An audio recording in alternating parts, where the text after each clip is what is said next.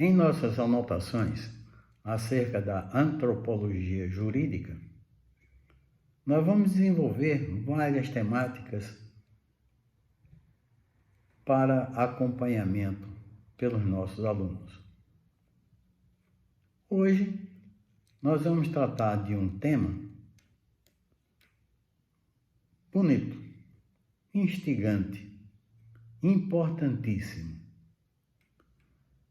É o chamado discurso jurídico. Trataremos, portanto, do vocábulo. Trataremos do uso da palavra. E trataremos do que nós chamaríamos de jurista falante. Notadamente, o jurista falante diante do chamado direito mudo. Essa expressão, direito mudo, é utilizada pelo Rodolfo Sacco, um autor que nós indicamos para que vocês fizessem leitura. Trata-se de uma obra importantíssima chamada Antropologia Jurídica, uma contribuição para uma macro-história do direito. O trabalho desse português é de importância fundamental para a nossa matéria. Diz o Rodolfo, na obra dele: por dezenas de milhões de anos, as regras sociais de animais semelhantes ao homem foram mudas. E por milhões de anos, o direito dos homens também foi mudo. E é composto de regras instintivas. Vale ressaltar aqui a importância, nesse aspecto, da etiologia ao trabalhar sobre isto e procurando distinguir aquilo que seria acreditado à hereditariedade, como quer o Rodolfo, e o que é que seria, digamos assim, atribuído à transmissão cultural operante. Então, a ideia aqui é de que ocorre uma transmissão através da hereditariedade, portanto, uma transmissão biológica, e ocorreria simultaneamente uma transmissão cultural operante.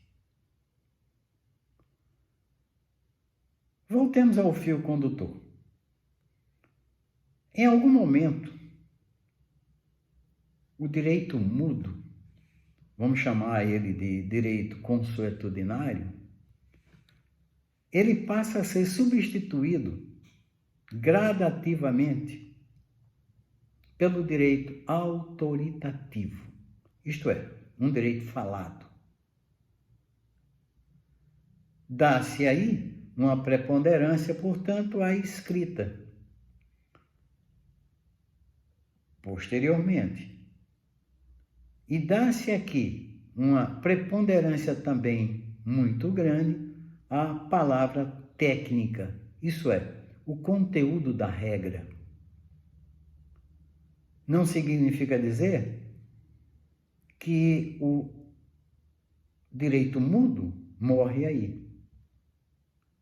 Ao contrário, o direito mudo vai continuar vivo com isso também.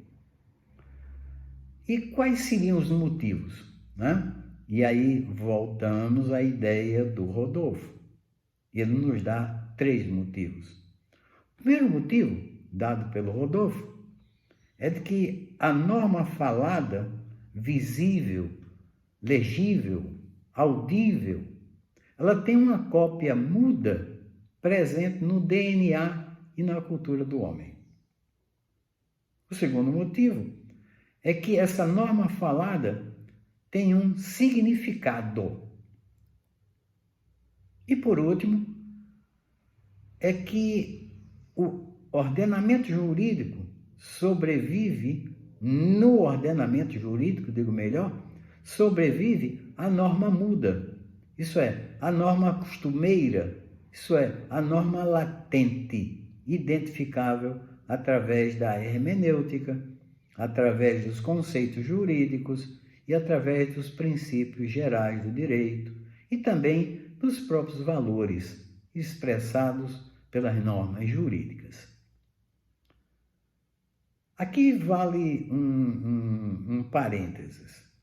Vale aqui lembrar 4 expressões importantíssimas para nós. A primeira delas é significante. A segunda delas é significado. A terceira é referente. A quarta e última é o chamado performativo. Tudo isso encontra-se no discurso jurídico. Então, o que seria significado?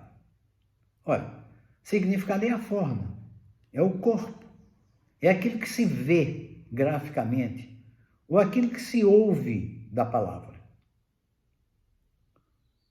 Por outro lado, o significado, ele vai corresponder a um conceito. Ele é um conjunto de sons que indica o corpo, que se vê ou se ouve da palavra. Este é o significado. Ele corresponde, portanto, a um conceito, a um conteúdo que é expresso através de um conjunto de sons, letras, e que vai constituir aquilo que a palavra representa. Um remete ao outro.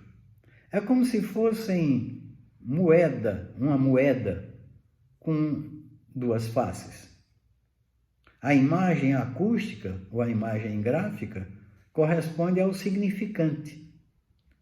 O conceito, a ideia, vai corresponder ao significado. Segundo Saussure, por exemplo, essa imagem acústica não é o som material, isso é, não é a palavra falada, mas sim a impressão psíquica deixada pelo som ou pela imagem. O referente é o elemento externo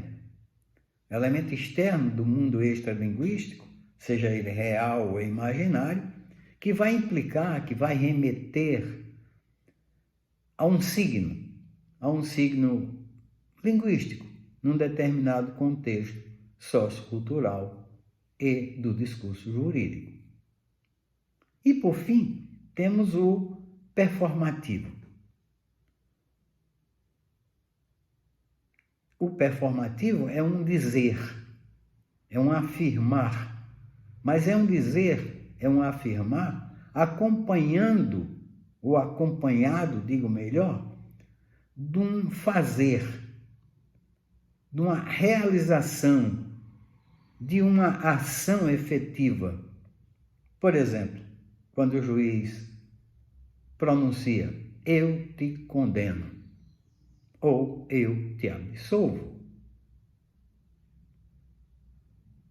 Voltemos ao fio da meada novamente. Assim, quando o homem se serve da palavra para as necessidades do direito, e ele utiliza a declaração para isso, ele assume um compromisso,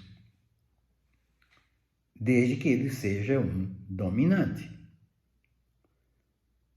E, nesse momento, ele dá uma ordem. E aí temos o performativo. Partindo daí, imaginemos o esquema lógico elaborado pelo jurista. Ele inicia com o órgão legislativo, a origem da norma. E a ela se segue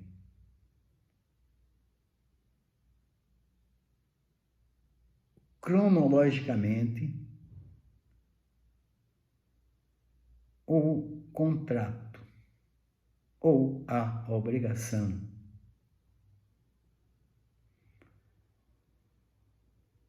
Logo em seguida, temos a figura jurídica muda, portanto, e relegada ao anonimato, sendo reduzida a uma figura qualquer conhecida do direito falado. Assim, a declaração tácita, né, num contrato, por exemplo, entre partes, é uma expressão um pouco contraditória. É um jogo de palavras para ocultar o chamado direito mudo.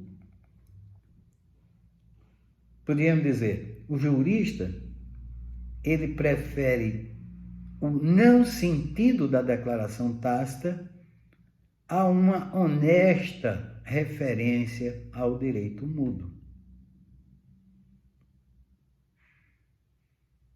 E, por fim, nessa observação, teríamos uma conceitualização. É onde se atrela um instituto à funcionalidade. Exemplo, no momento em que nós falamos posse, estamos definindo posse como exercício de propriedade. Vou deixar aqui para vocês um pequeno exercício para que vocês meditem sobre ele e possamos trocar ideias mais adiante. Vejamos um termo: homicídio. No Código Penal está descrito o homicídio como matar alguém. Artigo 121. O que é que nós devemos tentar encontrar aqui, através de uma análise?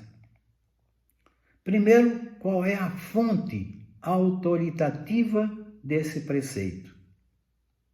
Depois, qual é a declaração desse preceito?